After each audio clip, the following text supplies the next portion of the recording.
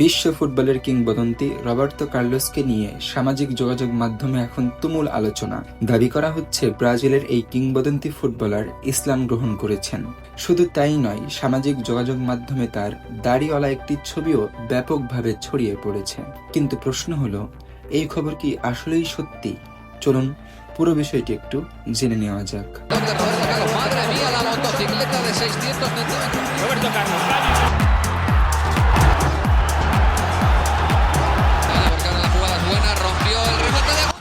Roberto কার্লোসকে football প্রেমীরা নিশ্চয়ই চেনেন।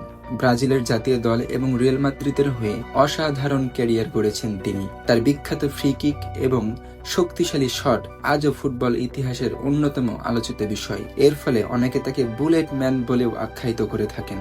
আর সেই কিংবদন্তি ফুটবলারকে নিয়েই এবার সামনে এসেছে ধর্ম পরিবর্তনের খবর। এই খবরটি কোনো অজ্ঞাত ফেসবুক অ্যাকাউন্ট থেকে শুরু হয়েছে, বিষয়টি এমন নয়।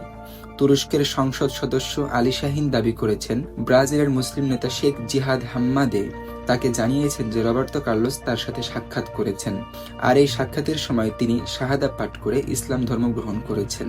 অর্থাৎ দাবিটির পেছনে একটি নির্দিষ্ট সূত্র রয়েছে। খবরটি প্রকাশের পর মুসলিম বিশ্বে স্বাভাবিকভাবেই আনন্দের সৃষ্টি হয়েছে, কারণ একজন বিখ্যাত ব্যক্তিত্ব যদি সত্যি ইসলাম গ্রহণ করে থাকেন তাহলে এটি নিঃসন্দেহে আনন্দের বিষয়। কিন্তু এখানে আমাদের একটি বিষয় মনে রাখতে হবে, এখন পর্যন্ত রবার্তো কার্লোস নিজে প্রকাশ্যে বলেননি যে আমি ইসলাম গ্রহণ করেছি। তার অফিসিয়াল সামাজিক যোগাযোগ মাধ্যম এবং ওয়েবসাইটেও এখন পর্যন্ত এমন কোন স্পষ্ট ঘোষণা পাওয়া যায়নি। তাই এই মুহূর্তে শতভাগ নিশ্চিতভাবে বলা ঠিক হবে না যে তিনি ইসলাম গ্রহণ করেছেন।